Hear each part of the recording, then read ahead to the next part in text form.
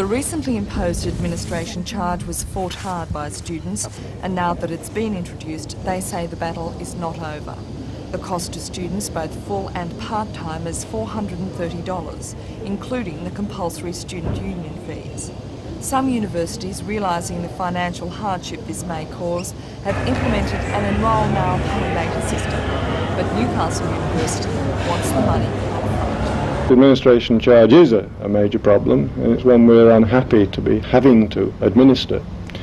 But as far as we're concerned, the charge has to be collected, and the view that was taken by the council was that we should collect it at the time of enrolment. As far as we know, it's not causing any particular problems in following the line that we ought to collect it at the time of enrolment. The university has offered student loans. This is only in cases of proven hardship, and students are worried the run on loans may put Newcastle in the same position as Wollongong University, which has already run out of money. State President of the Union of Students, Chris Strait. There's been a massive increase in the number of student loans given out. This partly explains the ability of a number of people to come to university. Whether they can pay the loans back remains to be seen. The people that haven't been able to get the loans or haven't been able to convince themselves that they can pay the loans back and therefore haven't applied, they just don't come here. That's why you're getting a changing profile in the student body, and you're not getting second and third year students back. We've got The students are proposing to mount a legal challenge against the new charge, claiming that it's unconstitutional. But they say they'll have to seek more legal opinions and find at least $30,000 before they can take such a course.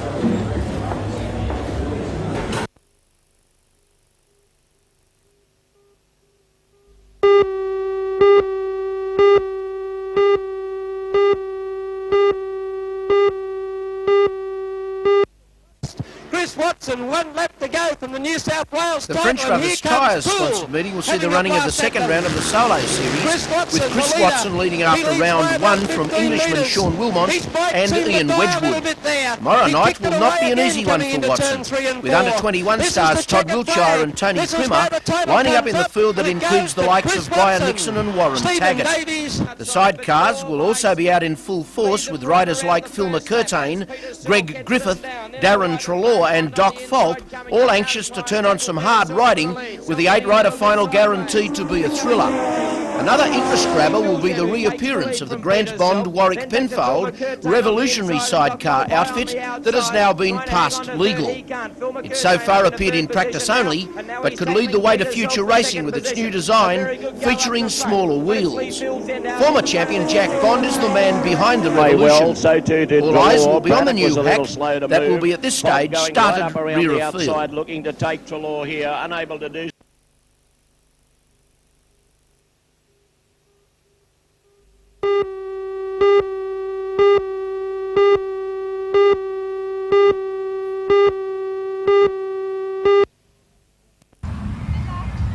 The ring events and agricultural exhibits were the main draw cards today. A full schedule of horse events kept eyes glued to the ring. The events included ponies under saddle, miniature ponies and jumping. Organisers say the volume of entries was slightly down, but the standard was very high. The dog ring has been a hive of activity since the show opened on Thursday, and today was certainly no exception.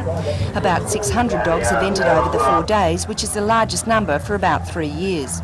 Today's events got underway with the gun dogs, followed closely by the hound groups. Competition was stiff, and people could be seen on the sidelines with hairspray and brushes in hand, preening their dogs before they went on show. According to the patron of the show association, Jim McGecky, the standard of rural exhibits is well up and has not been affected by the dry weather.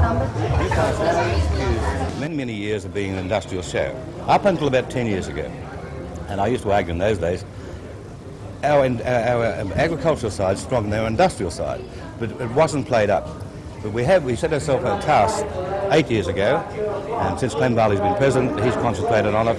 We now have a very strong agricultural section of our show. And I move around the valley and I move around Australia. And I have cattle people saying we're coming to this show.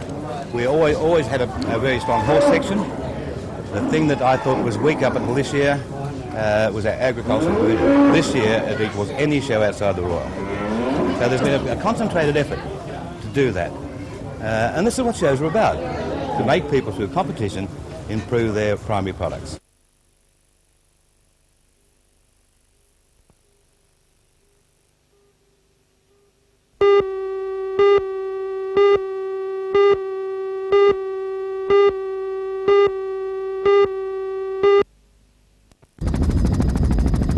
National accounting firm Torres confirmed today that it has approached the state government on behalf of investors who are interested in buying part of the dockyard. A senior partner with the firm denied strongly, however, that the client wants to buy the dockyard in its entirety, complete with existing workforce. A member of Torres has had secret talks with the state government about buying parts of the state dockyard. He would not say what part of the dockyard the client was interested in. The client has gone through the accounting firm because it doesn't want its bid to attract publicity. Trades Hall Secretary Peter Barrick says Eglo Engineering, Varley's and Alco Steel all have bids in, and claimed it was possible that some of these firms may have joined forces and be pushing their bid as a consortium. The dockyard is particularly attractive to firms interested in heavy engineering because its dyke end has state-of-the-art equipment.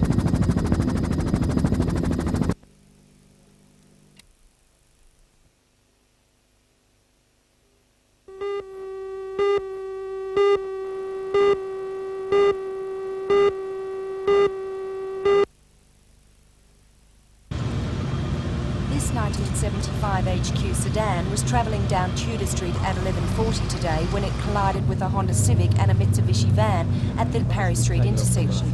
The driver of the Mitsubishi van was trapped for about 20 minutes and had to be cut out by the rescue service. He was admitted to the Royal Newcastle Hospital with lacerations. A female passenger in the van was admitted to hospital with suspected spinal injuries.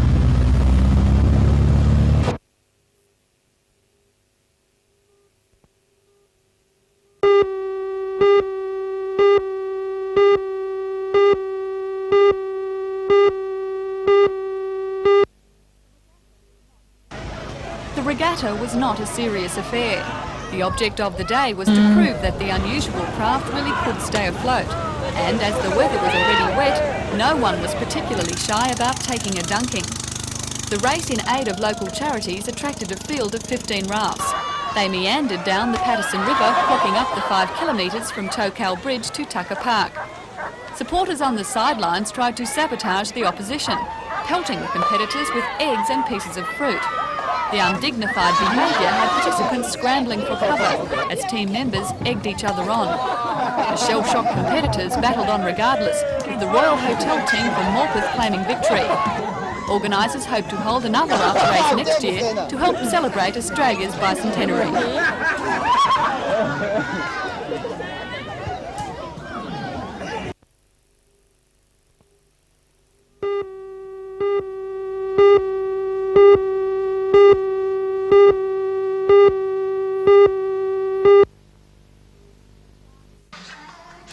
A crowd of 10,000 turned out in the rainy conditions to watch defending champions Parramatta take on Balmain in their first match of the 87 season. Balmain has left the field defeated after all but 3 of their last 21 matches against the Parramatta Eels. But last night they turned the tables convincingly. First points on the board came from Parramatta.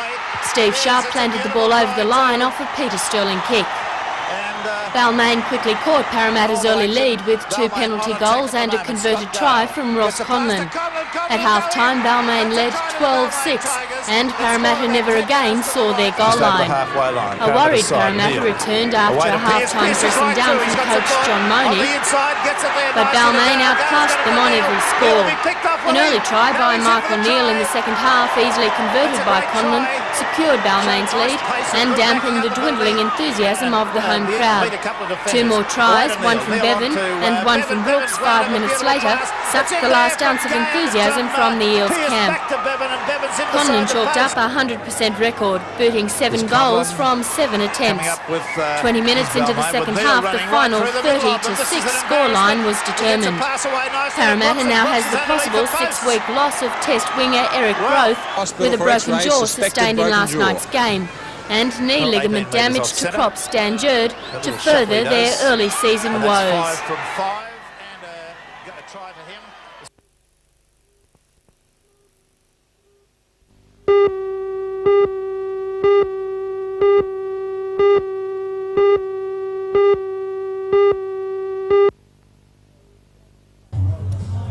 video disco, live bands, 2 dance floors, pinballs, food and a variety of tempting liquid refreshments, all non-alcoholic. Hi, I'd like a drink. What have you got? Wow, we've got a Lime Spider, Seventh Heaven, Sunset Beach, Headbanger. I'll have a Sunset And Beach. there's good security to make sure all those who enter are under 18. That's right, a venue with an enviable standard of facilities for that previously uncatered for generation. Owner Warren Druin says Shockwave Connection is a sophisticated venue where youth can enjoy a night out. You'll enjoy good food, cocktails, with no alcohol of course, live bands, a giant video screen and smaller video screens in another room, pinball machines, video games and lots of other things to give them a good time. For worried parents, there's a nurse on duty, a bus timetable to eliminate excuses for being home late, and those suspected as drunk coming in the door are breathalyzed.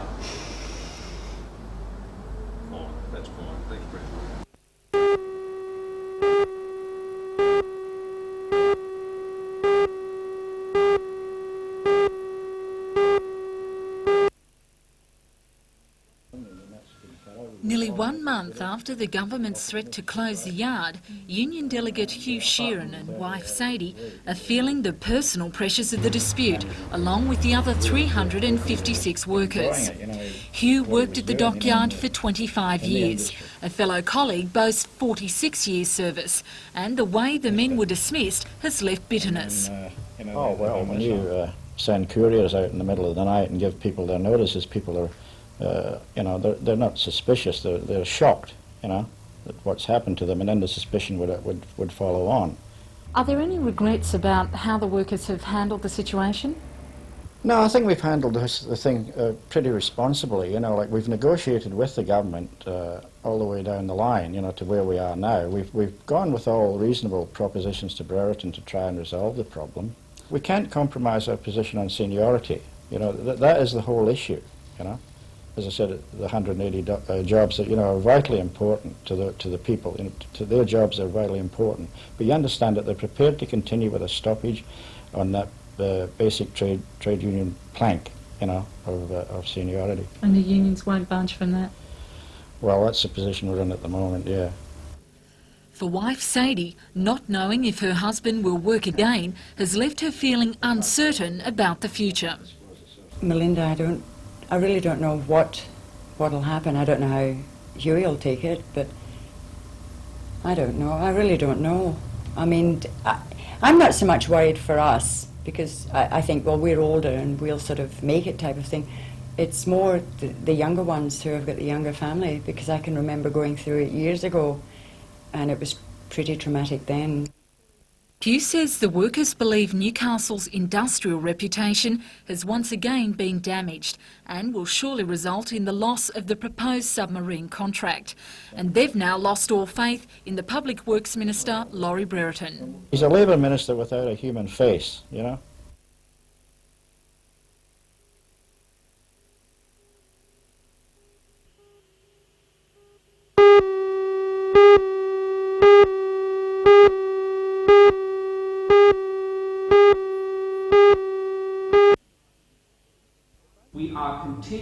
The function was attended by leaders of Maitland area community groups who were obviously shocked to learn the extent of the drug problem, not only in Sydney but the Hunter as well.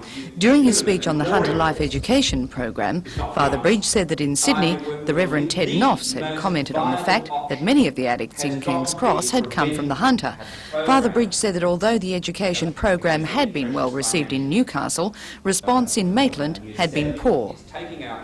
That did worry me, but after this morning I hope that people will become more involved in trying to fight the drug problem.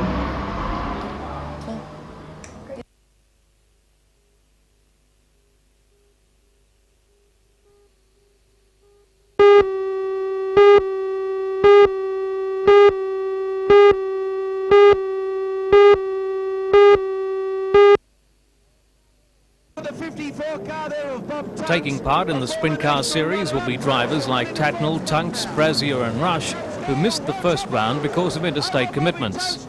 Gary Rush didn't mind so much missing out because he managed to grab the World Sprint Car Championships in Perth while away. The other feature on the program will be the Giant Demolition Derby, with 50 cars entered for the big crunch. $1,000 cash is being offered to the last car running, with a $500 incentive being awarded to the most destructive driver. The events at the Newcastle Motordrome get underway from 7:30 tomorrow night. Now back into the other bloke, and he's got the hand out the window and so, oh, she's popped the radiator. He's gone. She's popped the radiator, she'll be hot in there.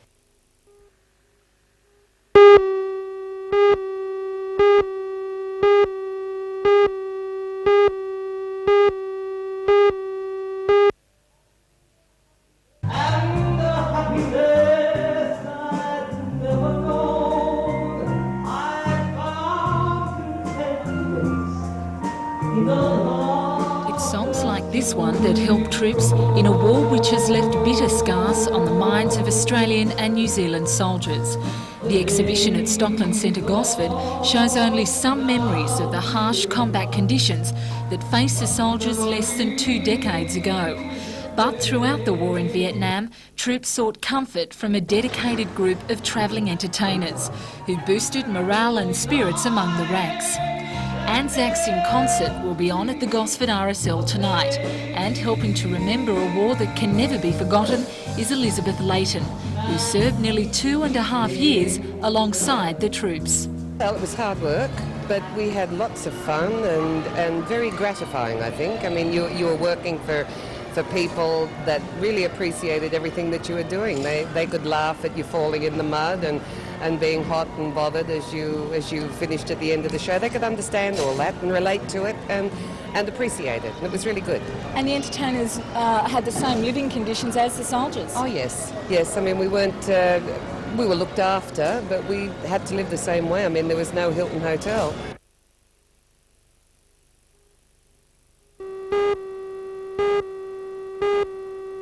Mess hall one night, and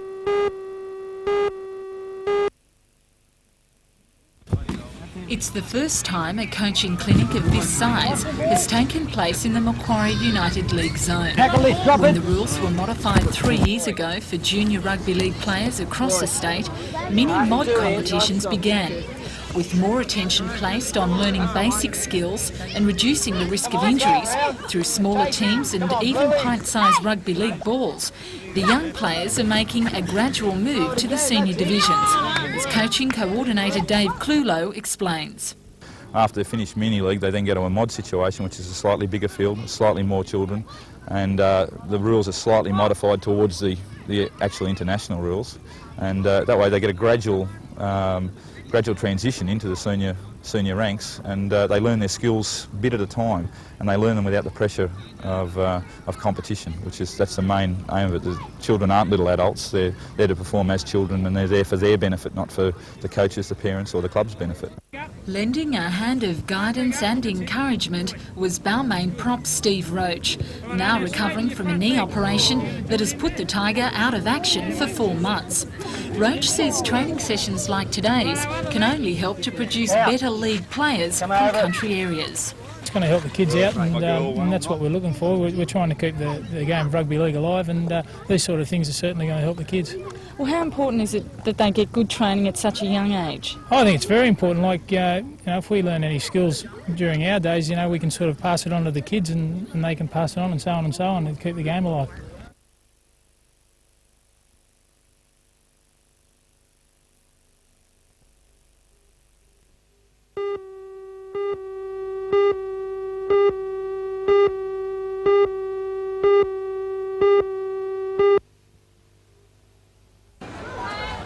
The Special Olympics motto is "Let me win, but if I cannot win, let me be brave in the attempt."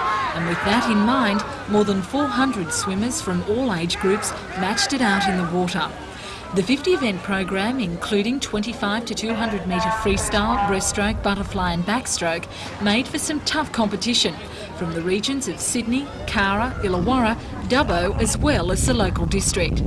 6 people from the Hunter have already been chosen in the state swimming side to represent Australia at the 7th Summer International Special Olympic Games in the United States this July.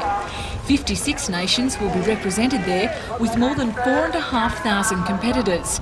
And events like today's are a good chance for local swimmers to start practising their victory cries.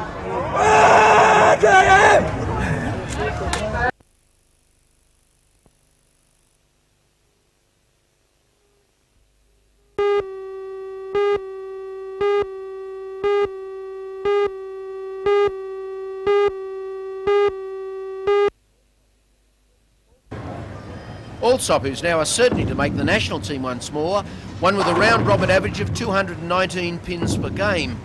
He defeated Tony Roderick of Queensland, who mustered an average of 212 to take second prize money. In third spot, another Sydney champion, Chris Batson, with a 205 average. Local bowler Peter Zambilis, who is this nation's most prolific record setter in the sport, placed fourth today with a 201 average. Liz van der Horst, the ladies' Coke Newcastle Open winner, was the only lady to make the final 16. She placed 12th overall. A total of some $10,700 was handed out in prize money, with $1,700 to the winner.